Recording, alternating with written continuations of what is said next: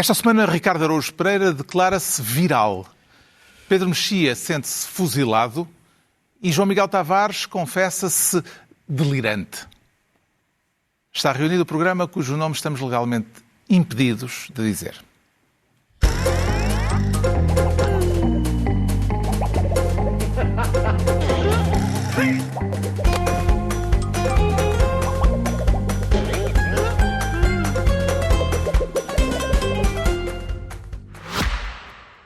Quando o silêncio ocupa a cidade, algo fantástico acontece. O que é esse amor? Surge um novo mundo para descobrir. Chegou o novo Toyota CHR Plus, um SUV 100% elétrico com até 607 km de autonomia. Descubra a confiança elétrica do novo Toyota CHR Plus em toyota.pt.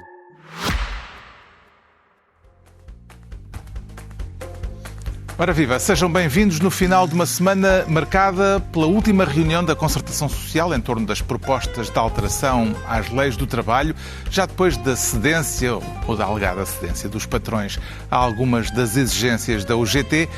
Uma semana em que Ventura irritou boa parte da direita com a proposta de diminuir a idade da reforma e em que se ficaram a conhecer mais implicados no caso dos abusos em esquadras de polícia. Tudo isto, claro, com a guerra, que já não é bem guerra, parece, como pano de fundo, e é por aqui que começamos com João Miguel Tavares no papel de Ministro da Capacidade de Sofrimento. Sofrimento de quem, João Miguel? Dos iranianos, dos americanos ou do mundo em geral, inclusive nós próprios? Sim, toda a gente. Americanos, iranianos e nós próprios aqui a esta mesa. Sim. A situação continua a ser de impasse, com uma novidade significativa anunciada pelo responsável pela diplomacia da Casa Branca, Marco Rubio. The Operation Epic Fury is concluded. We achieved the objectives of that operation. Rubio a anunciar que a Operação Fúria Épica está terminada, acabou a epopeia, e Marco Rubio a garantir que os objetivos da Casa Branca foram alcançados. Que objetivos conseguiu perceber depois desta épica fúria agora termina? Não sei, Carlos, fostes tu que editaste este clipe, ele provavelmente a seguir vinha a explicação, mas nós não ouvimos.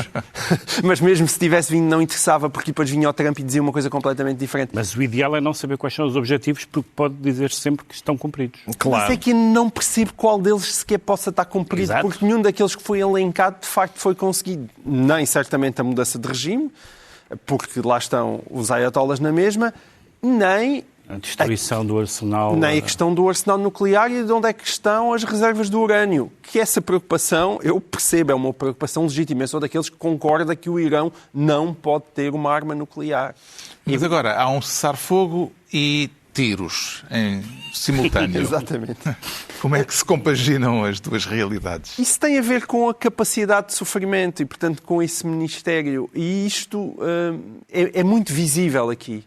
Ou seja, não basta ser o mais forte, não basta ter as magníficas armas, as magníficas bombas, não basta matar toda a cúpula do regime iraniano. Isso não chega, porque em cima disso é preciso existir uma coisa que claramente escasseia nestes Estados Unidos da América, que é capacidade de sofrimento. Ou seja, Donald Trump está a fazer uma guerra, mas à distância, uma guerra sem baixas, não quer que ninguém ande para ali a morrer, não há as famosas troops on the ground.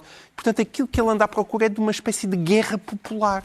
Mas, certamente que essa não é a guerra no Irão, os seus índices de popularidade estão a descer, aproximam-se as eleições do famoso midterm nos Estados Unidos da América.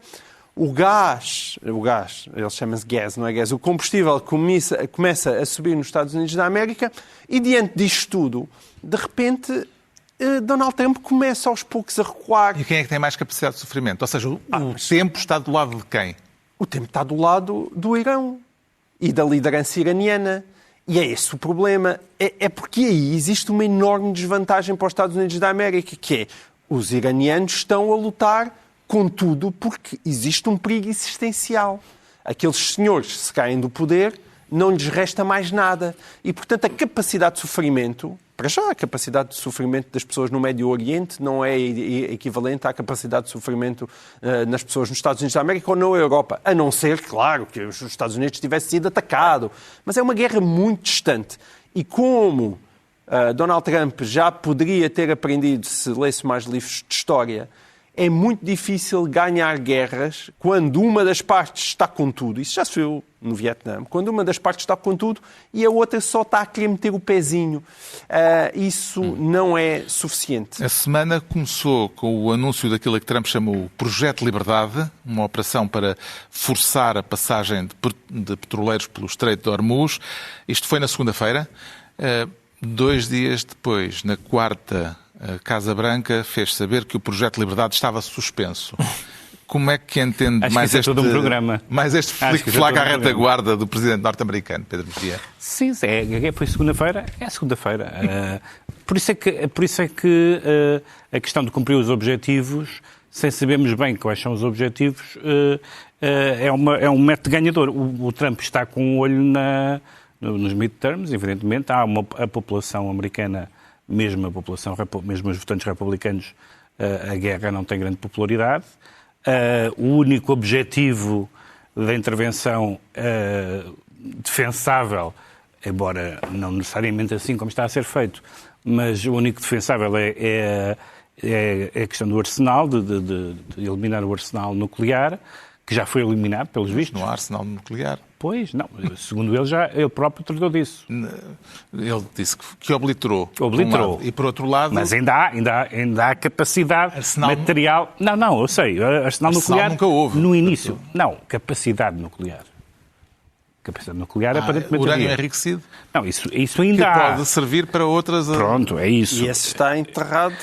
É isso. E está tudo enterrado, incluindo... Porque estamos aqui a falar de capacidade de sofrimento, a capacidade de sofrimento de Vance e de Rubio, porque ambos, Vance está a defender em público uma guerra que não acredita, Rubio está sempre embaraçado em ter aquele presidente e aquele vice-presidente, portanto, toda a gente, a única pessoa que não sofre é Trump, que se ri daquelas famosas declarações em que ele tínhamos uns para substituir estes, mas também os matámos e tal. E pronto, é late night show. Por isso não se percebe muito bem quais é que sejam as... E sobretudo porque, quer dizer, não quero insistir na tecla óbvia, mas os americanos já estiveram ali perto numa guerra em que a parte de ganhar a guerra foi a parte fácil, não é? Portanto, e essa aqui nem sequer ainda está... embora já tenham destruído boa parte da capacidade, não nuclear, mas da capacidade militar iraniana. Uma boa parte da capacidade militar norte-americana também já se foi, porque parece que o gasto... As reservas de material bélico estão num ponto bastante baixo, segundo mas sobretudo as consequências que não são de políticas nem muito menos jurídicas, mas são na vida das pessoas. A questão de um americano médio que quer lá, que nem sabe onde é que fica o Irão, mas sabe quanto é que custa quando vai abastecer o carro e, portanto, tem tudo. Custa o galão. O galão, exatamente. Bonito. E, portanto, isto tem tudo para correr mal. E o Trump sabe que umas midterms que corram mal, como podem correr, mesmo apesar do districting, portanto, a mudança dos círculos eleitorais para favorecer o Partido Republicano, há várias projeções e quase todas elas dão uma possibilidade do Partido Democrata inverter a situação na Câmara dos Representantes. Entretanto, há operações militares em curso. O Irão atacou os Emirados Árabes Unidos, os Estados Unidos atacaram posições iranianas. Mesmo assim, Trump diz que o cessar-fogo está em vigor. Um dos primeiros filmes do Woody Allen teve na exibição portuguesa o título Nem Guerra Nem Paz. Será que podemos adotar este lema como legenda para o momento que estamos a viver, Ricardo Araújo Pereira? A dose burlesca da situação é mais ou menos idêntica. Pois é, eu por acaso até estive a rever esse filme no outro dia, é muito engraçado. Mas quer dizer, não sei se é uma sátira à guerra melhor do que esta guerra. Esta guerra constitui em si mesma uma espécie de sátira à guerra. Eu acho que talvez o que Trump esteja a fazer... Atenção, não quero, como sabem, aquela doença TDS, Trump Derangement Syndrome, que ele próprio identificou, ele sabe muito de saúde mental, e identificou essa doença mental. Matou o Rob Reiner. Matou o Rob Reiner, essa doença. E aquilo, pelos vistos, é viral, porque é contagioso, muita gente está a ser afetada por isso. Eu mantenho aqui a minha firme convicção de que devemos olhar para Donald Trump e com algum distanciamento, sem fanatismos. E o que eu penso, acho eu, que depois disto, eu acho que o que se passa é que ele está a tentar fazer pelo mundo o mesmo que fez na sua vida empresarial, que é criar um mundo de luxo. E realmente eu noto que já está tudo mais caro. E, portanto, em princípio... Sabe o que queres dizer na sua vida íntima? Não, na sua vida íntima não. Na mas sua também, vida íntima servia. não sei. Vê-se que tu sofres da doença. Estás a ver? Estás a levantar... É um paralelo bem conhecido na retórica política. Eu sei, mas estás a levantar assuntos desagradáveis. Já no outro dia isso aconteceu quando aquele senhor da Arábia Saudita foi lá e uma jornalista lhe perguntou por aquele outro jornalista que ele assassinou. E o Trump disse, incrível, porque perturba um assassino perguntar-lhe, olha, senhor, o facto de ser um assassino...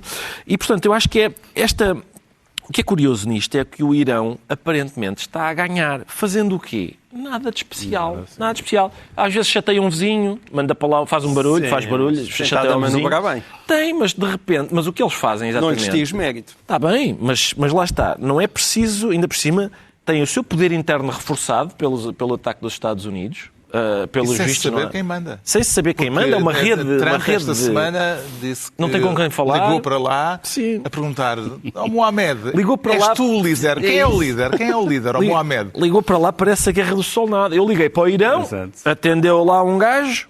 Gajo que era o Mohamed. Que era o Mohamed, como é óbvio, evidentemente. Muito bem. Mas a gente não sabe realmente como é que ele está. O suposto líder até pode estar morto, não é?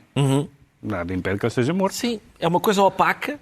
Nada disso ficou transparente. É um país cheio de novas oportunidades, no sentido em que, como marcharam logo uns 30 e tal ou 40... Há muitos cargos livres. Há muitos cargos livres, portanto, grande ascensão... Está bem, mas esses deixaram os seus cargos livres e assim sucessivamente. Exatamente. É como depois da Revolução Francesa, que foi por isso que o Napoleão, com 20 e tal anos, chegou onde chegou. E ali deve haver muitas jovens em ascensão, que já não precisam daqueles senhores de barbas hirsutas e branquinhas.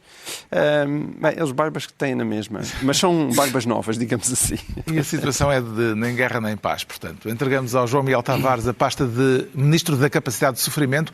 O Pedro Mexia quer ser, desta vez, Ministro das Maçãs podres, suponho. Sim, esperemos que sejam maçãs podres. Quero falar do caso de mais 15 polícias detidos esta semana e presentes a juiz, sob suspeita de terem praticado atos de tortura e violações a pessoas vulneráveis em 2 esquadras de Lisboa, dentro das esquadras.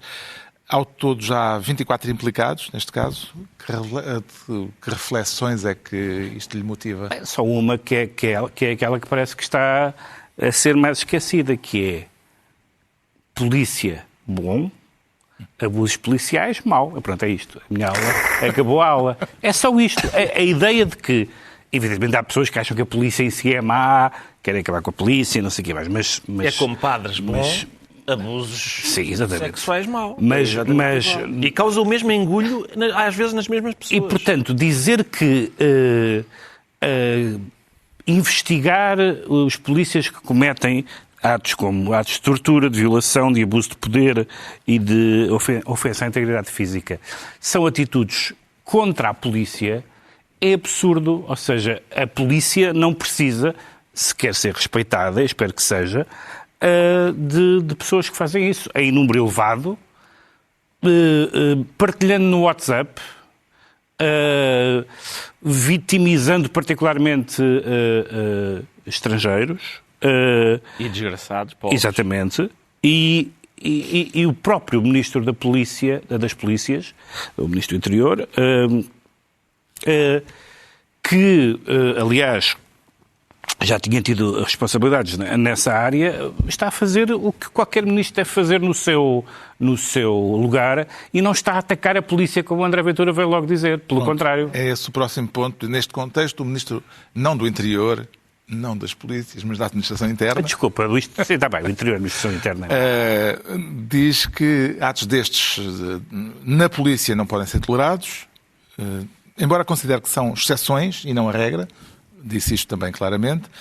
Uma posição que André Ventura vê como desvalorização da polícia e acusou Luís Neves de fazer gala, estou a citá-lo, de ações contra polícias. O que é que lhe parece, Ricardo Araújo Pereira, que Ventura gostaria que o Ministro dissesse face às notícias vindas a público? Eu acho que queria que o Ministro dissesse uma coisa que corresponde à ideia que o Ventura faz da polícia e do povo, já agora.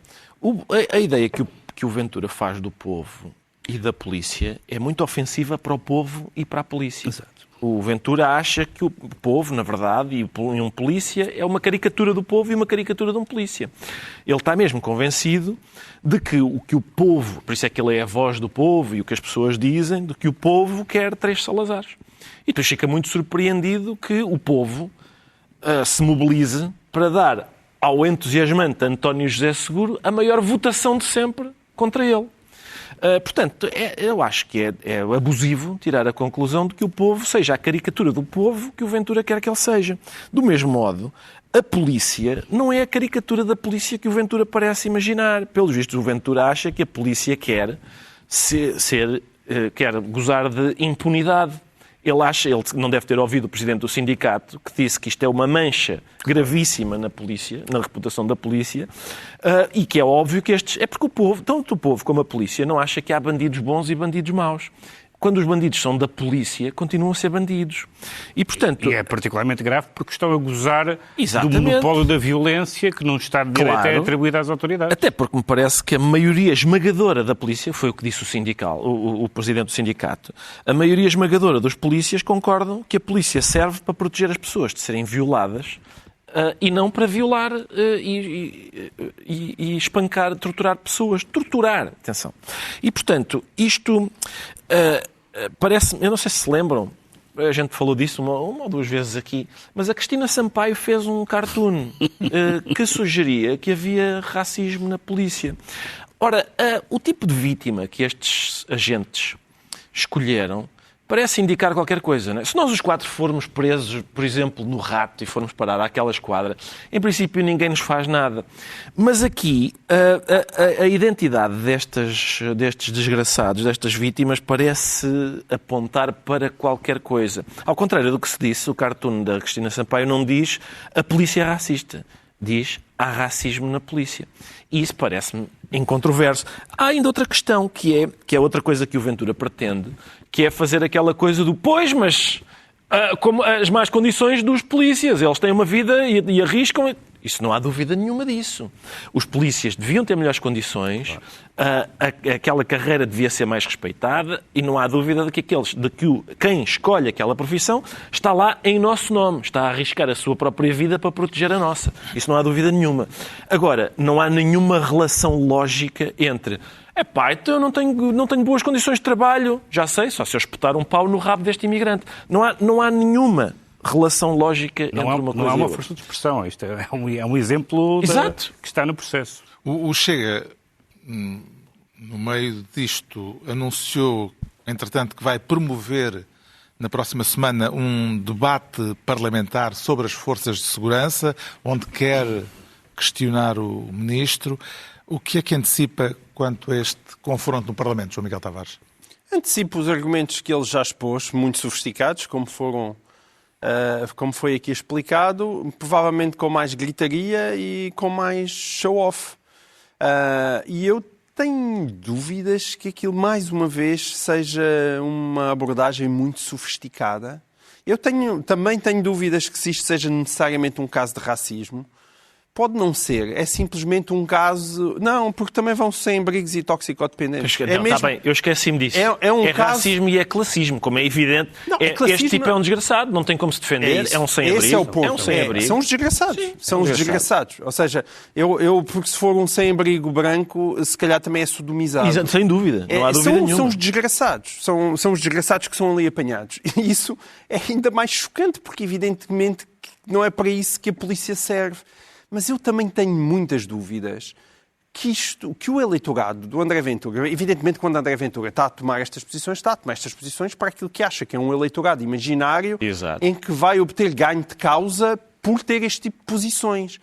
Mas se calhar talvez seja de eu ser um otimista empedernido. Eu não consigo compreender. Eu consigo compreender que haja pessoas que acham que haja imigrantes a mais e que não devia estar, e que pessoas de outro tipo de culturas não se conseguem integrar e que essa gente está a mais e que devia ir para a terra delas. Mas que eles devem ser torturados numa esquadra, já achas que talvez não? Agora, que eles devem achar que alguém que tem esta mesma opinião concorda que essas pessoas sejam levadas para uma esquadra, sodomizadas, humilhadas, espancadas, eu tenho imensas dúvidas que o eleitorado de André Ventura goste disso, e também tenho uma pequena dúvida que eu só gostava de deixar para finalizar. Eu tenho dúvidas como é que isso é compatível com aquela espécie de cristianismo que André Ventura pratica. Onde é que isso porque, vai? pelos vistos, ele gosta de ir tanto à missa ali a São Nicolau, ou lá onde é que é, e eu gostava de ouvir as homilias que dizem, não, portanto, os frágeis, os mais frágeis da sociedade,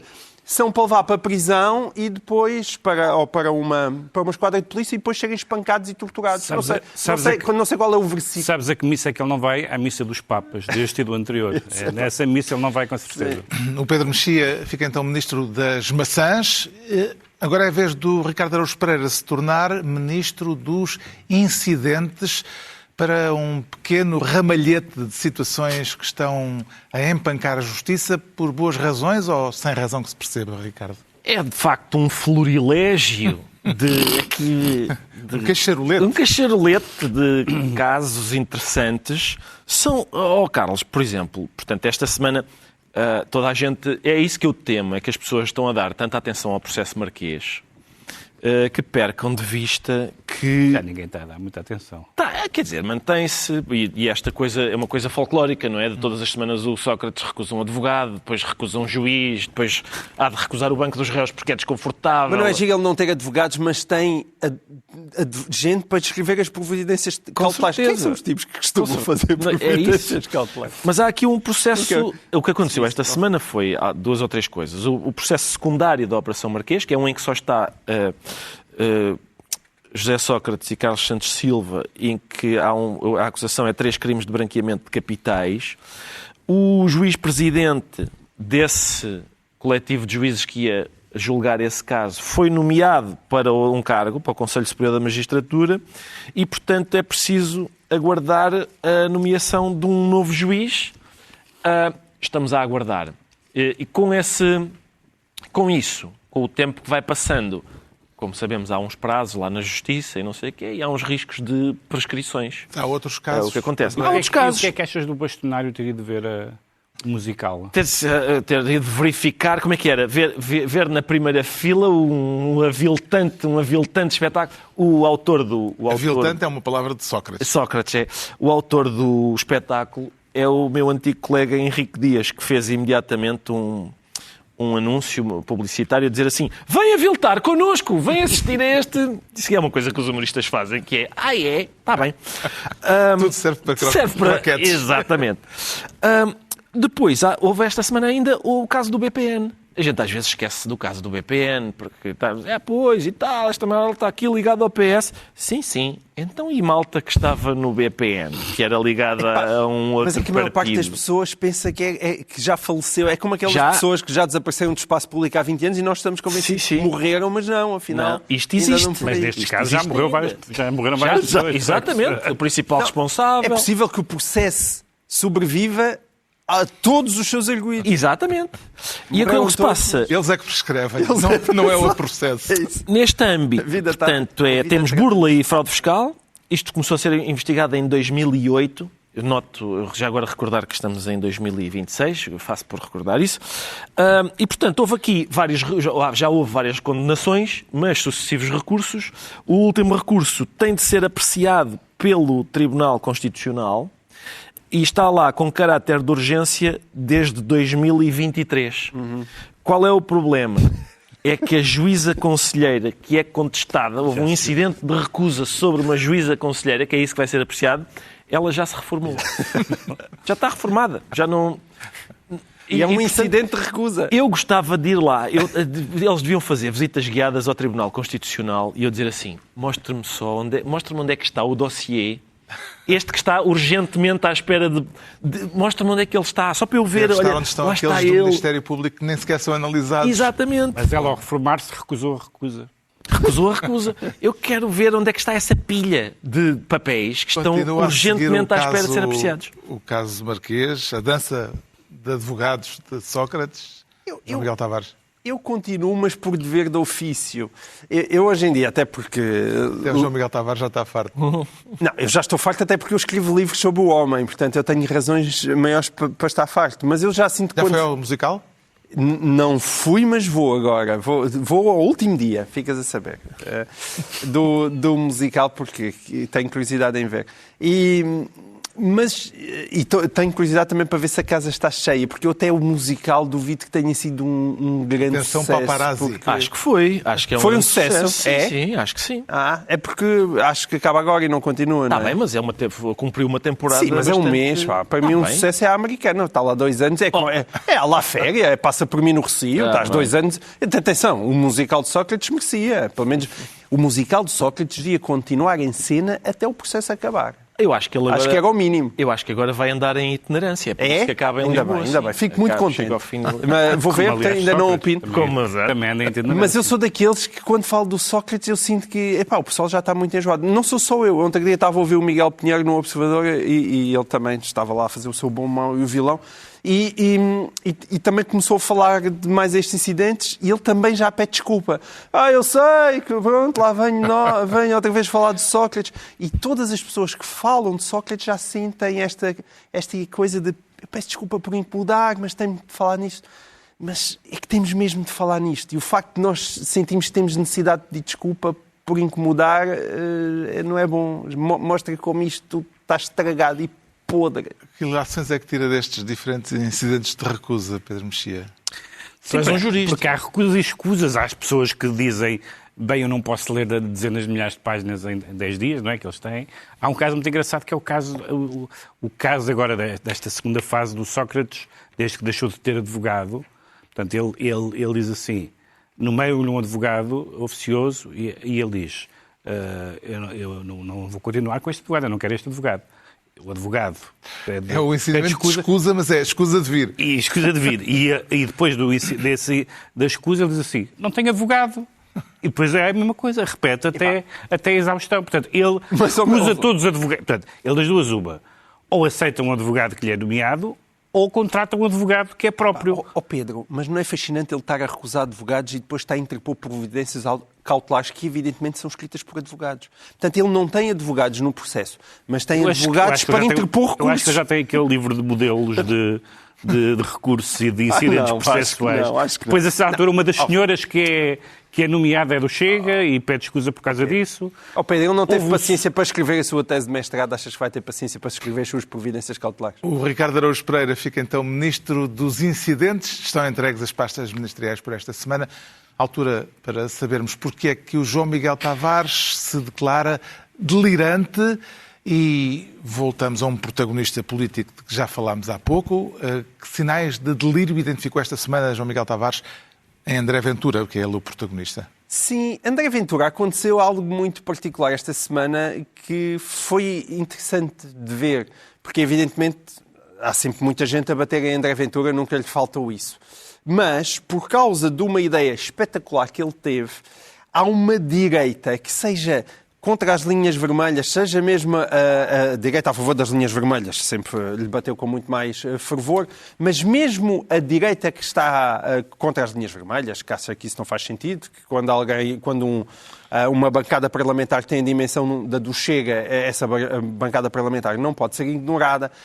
Mesmo essas pessoas caíram em cima da André Ventura. Pedro Passos Coelho molhou a sopa. Pedro Passos Coelho molhou a sopa. Estamos unidos por André Ventura neste momento. Já estamos unidos há muito tempo. Mas o que mas tem agora, graça, agora até o Passos. Nós estamos unidos na questão das linhas vermelhas. A questão é a maneira como se bate em André Ventura, que foi muito interessante de ver. Isto por causa da proposta de diminuição da idade da reforma, que era a contrapartida exigida por Ventura para o Chega votar favoravelmente o pacote laboral. Que relação é que vê entre uma coisa e outra? Não, toda, porque o Paulo Ferreira escreveu um texto no Observador, fiquei muito invejoso dele ter tido aquela ideia, gostava de ter sido eu, que lhe chamou camarada Andrei Venturov. E, de facto, André Ventura está a transformar-se no camarada Andrei Venturov. Para já ele tem uma cassete que cada vez mais... Nós tivemos em tempo o cassete Carvalhas e cada vez mais temos o cassete Ventura. E depois, cada vez que ele vem falar de medidas económicas, ele realmente está cada vez mais à esquerda, ao ponto de estar de braço dado com o Bloco de Esquerda e com o PCP. Baixar a idade da reforma é uma ideia de esquerda? É uma ideia só apoiada no Parlamento pelos partidos à esquerda do PS. Exatamente. Mas apoiam? Não, se perguntares ao PCP, claro que apoia. Baixar a idade da reforma? Sim, o PC e o Bloco de Esquerda, sim. Claro, isso apoiarão, certamente. O PC propôs isso no ano passado, baixar a idade da reforma para os 65. Estava na ignorância, sim, confesso. E isso é extraordinário, não é? Porque é para acabar com as portagens, Ventura quer acabar com as portagens. É para aumentar os reformados, Ventura quer aumentar os reformados. É para baixar a idade da reforma, Ventura quer baixar a idade da reforma. É TAP, nem pensar em privatizar a TAP. E as pessoas... E depois diz, mas isto é um partido de direita. É um partido de direita porquê? Porque não gosta de imigrantes? É porque em termos económicos... É que em termos económicos... Mas eles estão dizendo coisas diferentes, como sabes, sobre o SNS, sobre uma série de coisas. Mas é que ao longo dos tempos. A economia não é um pormenor de sumentos, não é? E, sobretudo, não é um pormenor de sumentos para alguém que tem um projeto de poder. E é suposto Ventura ter esse projeto de poder. Que efeitos pode vir a ter isto nas relações políticas à direita? Eu acho que isto é uma prenda para Luís Montenegro, como é evidente. Ele cortou pontes, é isso? Com certeza. Ele corta pontes e ele mostra que ele, em vez de se esforçar para parecer que pode vir a ser um parceiro credível, não é? Não, torna isso impossível a esta coisa da idade das reformas. Sobretudo alguém que, simultaneamente, quer mandar os imigrantes todos daqui para fora. Tirando os que falam português e que são todos cristãos e católicos. Os outros vão-se todos embora. E, ao mesmo tempo, quer baixar a idade da reforma, não se percebe bem como é que é a matemática. Qual é a matemática da André Ventura? E vai-se dizer, não tem matemática. Mas é difícil ser alguém que tem um projeto sério e que se está nas tintas para a matemática. Não percebe isso e não percebe sequer como é que o seu eleitorado, mais uma vez, gosta disso. Entretanto, os patrões decidiram aceitar algumas exigências da UGT na véspera da reunião definitiva, da última reunião. Depois não apresentaram isso formalmente, não por escrito. Foi de boca só. Como é que viu esta jogada negocial na véspera da última reunião da concertação social, Pedro Mexia? Bem, a concertação social, como qualquer negociação, é um jogo de transigências aceitáveis para as partes. Aparentemente, os patrões aceitaram algumas das reivindicações, portanto, transigiram algumas reivindicações da UGT. Mas transigir, isto é, aceitar, é escrever um papel, como é evidente. Não é possível fazer um entendimento naquelas matérias que está sujeito a depois alguém dizer mas o senhor entendeu-me mal, eu nunca disse isso. Não há nada como está escrito. Por isso é que as pessoas, nas suas decisões jurídicas importantes, eu não digo assim, o senhor diz que me vendeu, mas eu não vendi nada. Está aqui. E eu recebi essas coisas que nós fazemos. Os contratos, as burocracias, a papelada. Por isso é que há papelada, que é para que se possa provar mais tarde, perante pessoas de má fé, que aquilo aconteceu mesmo. E, portanto, ainda bem que houve transigência, mas ainda mal que essa transigência não passou de uma aproximação que, de facto, depois não se concretizou. E essa reunião culminou um processo de 9 meses em que agora as coisas vão parar ao Parlamento, não se sabendo muito bem o que é que se segue. E vão pôr uma pressão adicional, que saudade de dizer isto, sobre o Presidente da República. O Presidente da República... Pelos vistos, não. Se for chumbado no Parlamento, nem sequer chega ao Presidente da República e, portanto, António José Seguro... Mas o António José Seguro promoveu ativamente o entendimento. Aliás, diz até em alguns momentos contra a vontade da UGT. Depois faz um lamento público e segue. Pois, mas ele foi eleito dizendo meia dúzia de coisas que garantia aos portugueses, e uma delas seria o veto da legislação laboral mas no se Estado. Não for, era o veto só se isso fosse aprovado no Parlamento. Não, mas eu estou a dizer, se isso fosse aprovado, ele está numa situação má. Mas mesmo que não... Vai ser aprovado.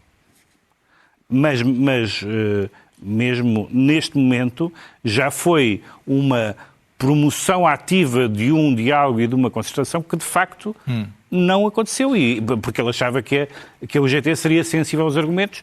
O que disse o secretário-geral da UGT é que foi rejeitada por unanimidade. Que desenvolvimentos antevê agora Ricardo Araújo Pereira, depois desta longa maratona política em torno destas controvérsias do pacote laboral? Ao fim de 9 meses, nada morto. Sim. Não houve acordo, de facto, entre... 900 horas de negociação. 900 horas de negociação e não houve acordo, mas é difícil antever o resultado num processo que tem sido sujeito às transformações mais espantosas.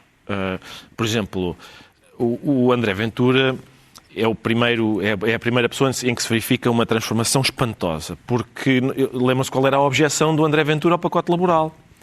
Vou citar, isto não pode ser bar aberto dos despedimentos, disse André Ventura.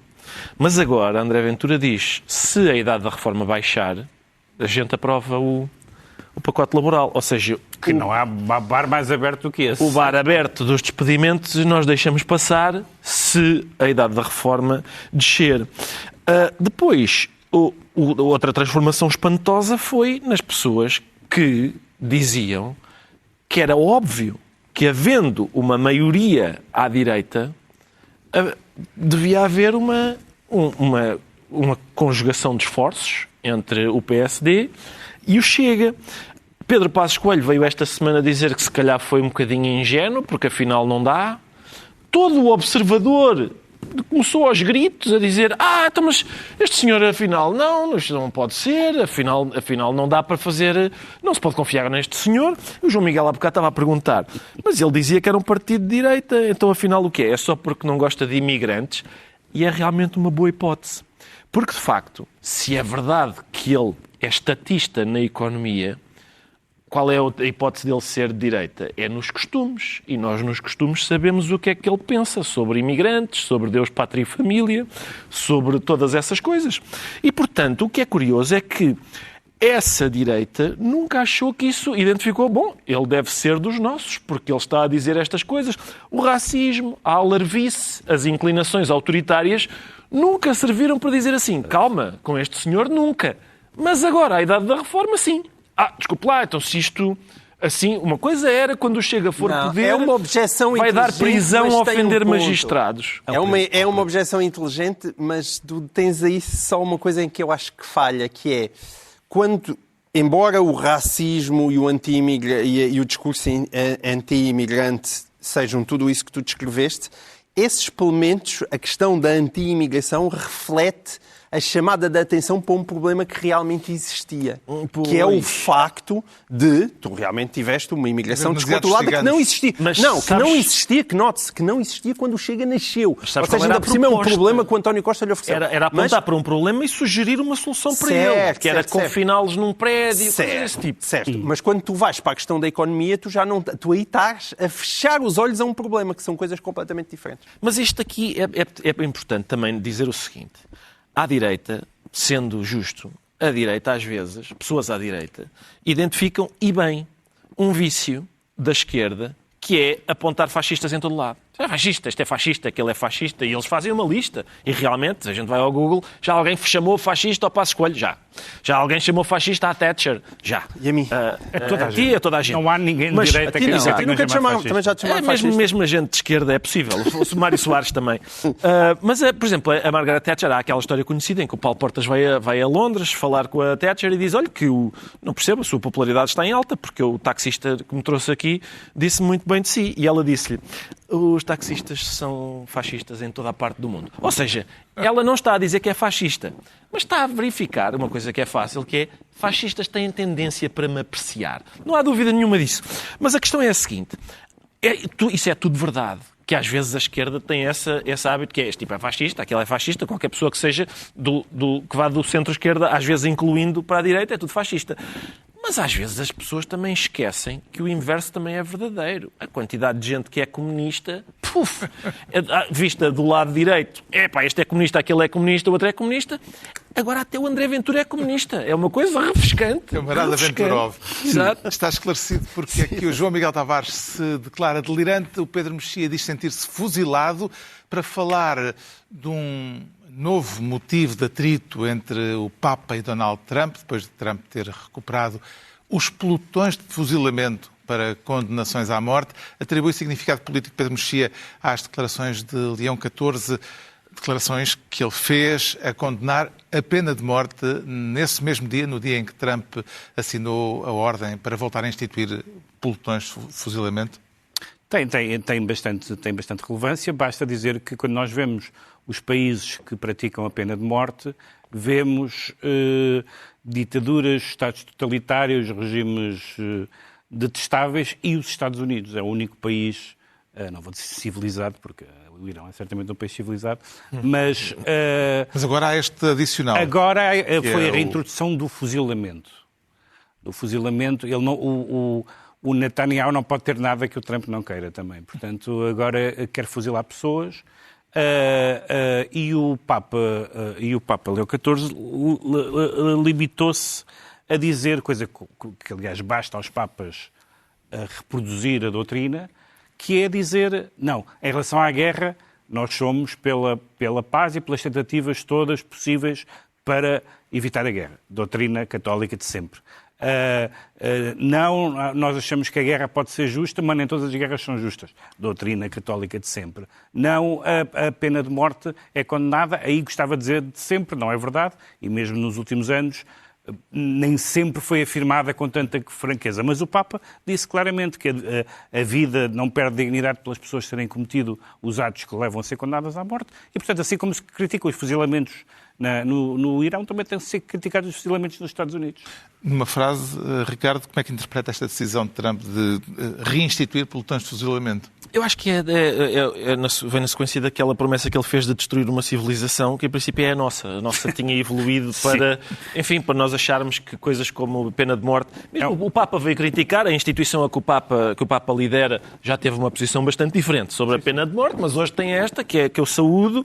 Eu não sei se... Eu sugiro que a guilhotina possa... Porque isto do pelotão de fuzilamento, apesar de tudo, é mais caro do que a guilhotina. A guilhotina faz-se uma vez e aquilo serve várias vezes, enquanto o pelotão de fuzilamento gasta muito chumbo.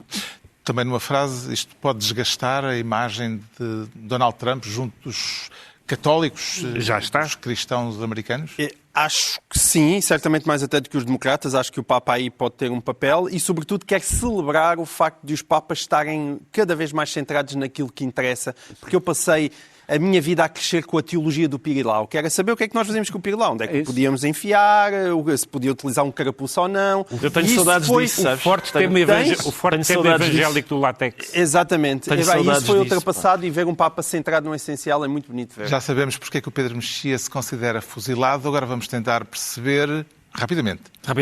Porquê é que o Ricardo Araújo Pereira se declara viral? Está preocupado com as notícias do vírus que já fez vários mortos entre os passageiros de um navio de cruzeiro que partiu da Argentina. Antes, pelo contrário, estou descansado. Carlos, estou descansado porque esta coisa do antavírus, toda a gente está a ficar preocupada, embora, quer dizer, os especialistas têm vindo dizer que aquilo não tem um potencial viral tão...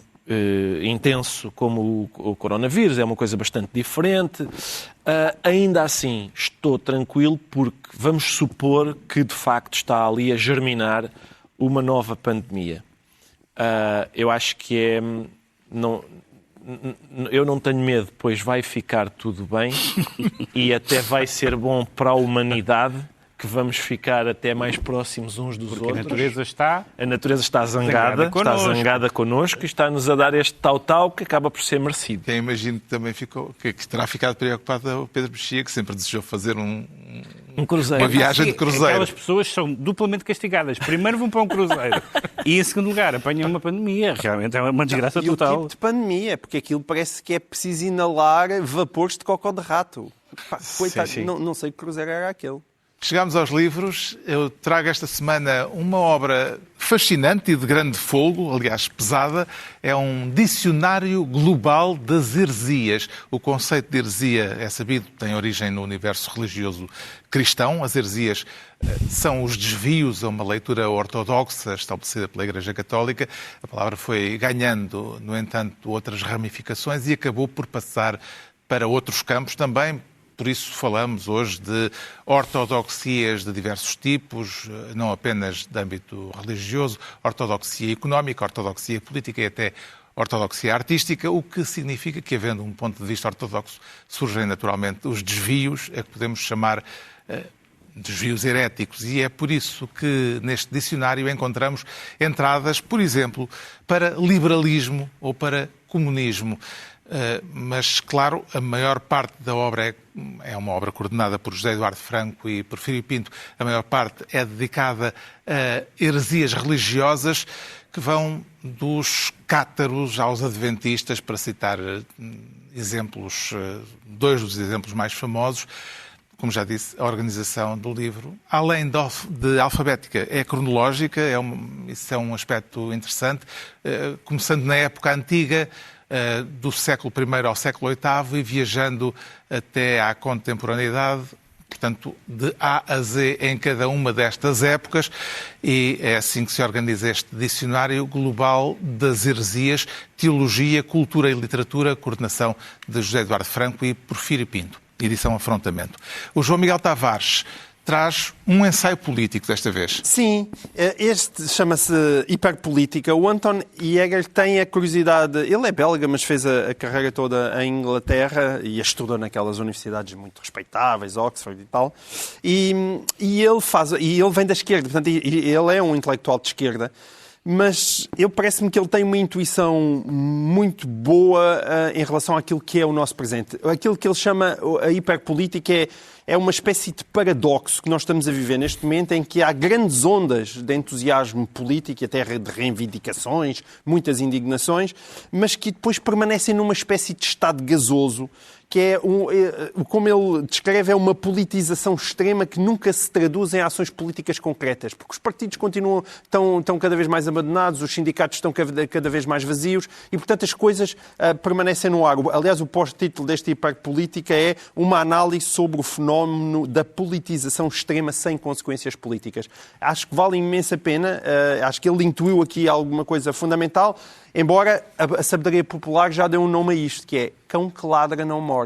E é mais ou menos esse o tema deste livro. O Pedro Mexia traz um romance de Thomas Pynchon? Não. Por acaso tenho aqui em cima da mesa, mas não é o livro que eu escolhi. Não era esse? Vens com mais livros, depois apresentas. Pois ofertam-nos. É a Madame de Staël. Pois é, eu estava aqui a pensar...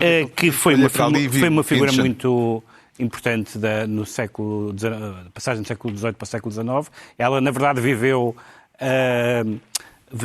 o antigo regime, era filha do ministro importante do rei Luís XVI, depois viveu o terror, ela era uma aristocrata liberal, depois mais tarde veio ser uma crítica feroz do Napoleão e ela alimentava, sobretudo no exílio, digamos assim, na Suíça, um grupo, uma tertúlia onde esteve gente muito importante no século XIX, como o Benjamin Constant e como o nosso Duque de Palmela, e ela escreve um ensaio sobre a felicidade do indivíduo e das nações, encontrando os sentimentos morais. O Adam Smith tem um livro chamado Tratado dos Sentimentos Morais, os sentimentos morais por trás da vida política, ou seja, aqueles que são óbvios, como a ambição e a vaidade, e outros que ela diz que não são óbvios, mas também conta, como o amor. Ela diz o amor conta mais do que os outros, porque é a única virtude que não é egoísta. E então ela, no fundo, mistura também aquilo que na sua obra é literatura, do que naquilo que na sua obra é filosofia. E o Thomas Pynchon fica para outra altura. Agora vou ser obrigado a trazer o Thomas Pynchon.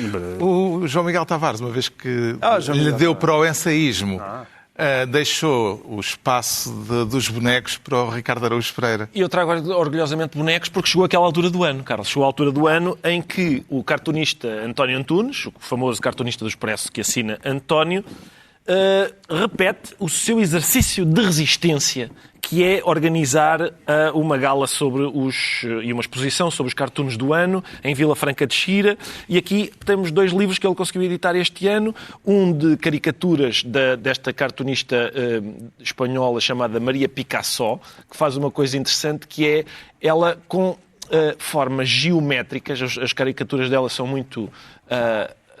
não sei se conseguem perceber. Ela era a Annie Lennox? Era, exatamente. Só com, lá está, e ela consegue sugerir-te isso só com de uma forma ostensivamente... Olha, estás a ver aqui o Stephen King? Está aqui? Não, é aqui. Eu não sei quais são os meus dedos. É este. Estás a ver? Só com formas geométricas e depois tem o catálogo da exposição com todos os grandes temas do ano. Já agora posso mostrar aqui um em que eu tenho intervenção, porque é a crónica do meu amigo, é o desenho do meu amigo João Fazenda para uma crónica que eu escrevi. É um cartoon que se chama Cantigas Angelicais e é um dos temas do ano. Vê-se aqui 2 anjos a cantar e depois em baixo uma criaturinha pequenina, de óculos, a tapar os ouvidos. E o cartoon é muito melhor do que o texto, não é? O cartoon é sempre muito melhor do que o texto. E assim se conclui mais uma reunião semanal, das 8 dias, à mesma hora, os mesmos de sempre, também em podcast. Pedro Mexia, João Miguel Tavares e Ricardo Araújo Pereira.